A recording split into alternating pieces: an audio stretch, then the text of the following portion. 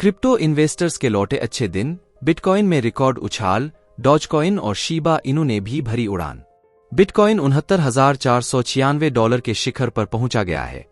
सोमवार को यह क्रिप्टो 6.4% बढ़कर $66,254 पर था।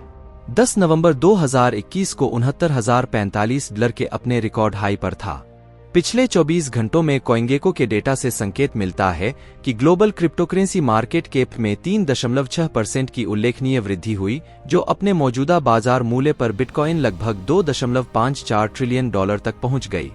उछाल के पीछे ये है कारण।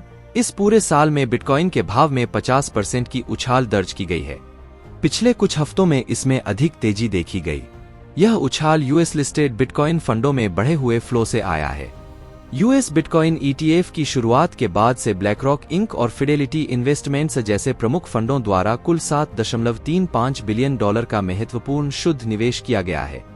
ETF की लिस्टिंग के बाद ग्रेस्केल बिटकॉइन ट्रस्ट से लगभग $9 बिलियन की निकासी के बावजूद इसमें तेजी से ट्रेडर हैरान है। वजीरेक्स के VP राजगोपाल मेनन ने कहा, नो ETF और पिछले किसी भी तेजी की तुलना में कहीं अधिक पहुंच के साथ बिटकॉइन उन ऊंचाइयों को छू रहा है। जब से ETF की उम्मीदें बढ़नी शुरू हुईं, बाजार को BTC कीमतों को बढ़ावा देने की अपनी क्षमता पर भरोसा था। मेनन ने आगे कहा, बिटकॉइन अपने ऑल टाइम हाई को पार कर सकता है। पिछले हफ्ते इसने एक बड़ी तेजी का संकेत दिया था।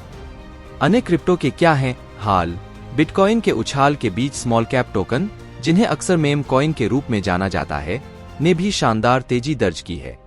पिछले 24 घंटों में डॉगीकॉइन में लगभग 20% की वृद्धि देखी गई, जबकि शीबा इनू में 34% की उछाल दर्ज की गई। दूसरा सबसे बड़ा क्रिप्टो एथेरियम 3.6% बढ़कर $354 पर पहुंच गया। कार्डानो और सोलाना सहित ऑल्टकॉइन्स के रूप में जाने जाने वाले अन्य क्रिप्टो भी सोमवार को क्रमशः 6.8% और 3.3% ऊपर थे।